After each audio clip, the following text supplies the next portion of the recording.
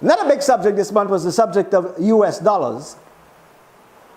With all the blaming that's going around, there's still lots of blame to go around. When an internal inquiry into the First Citizens Bank initial public offering scandal declared that blame for the fiasco should not only reside at the board level, but with the CEO of the bank. The fiasco came about when risk office of the bank acquired an inordinate number of shares at a reduced employee rate and resold the shares at an enormous profit. He was subsequently fired.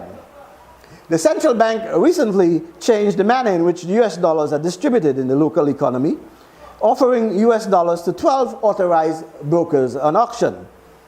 Unlike Jesus and his 12 disciples who doled out loaves and fishes until all were satisfied, there continued to be a shortage of US dollars available to the consumer and business community.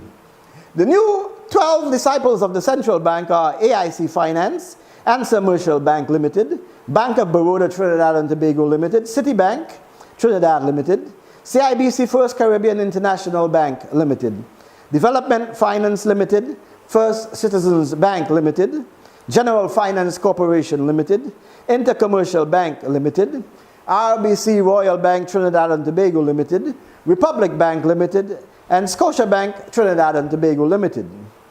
Former Central Bank Deputy Governor Dr. Terence Farrell weighed in on these changes and could find, in his words, no policy rationale for changing the system that had worked for 21 years.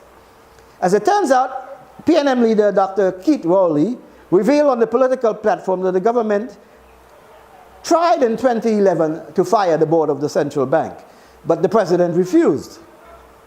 Using a loophole in the law, they appointed an additional 9 members to the board for a total of 17 members, thus gaining effective control. Meanwhile, on social media, on Book Talk, some members of the business community claimed it was a deliberate strategy by the incumbent government to destabilize long-standing businesses in favor of financiers of the incumbent government. Some also claimed that our US dollar seemed to be disappearing into a black hole and that the central bank seemed complicit in high-level money laundering as part of the highly lucrative transshipment drug trade. Like everything else in the society, we'll go to our graves never really quite knowing. Some also postulated that it was a form of genocide because when a company that supplies medicine to the public system needs $2 million US to purchase supplies but can only get $100,000, then who can argue with that?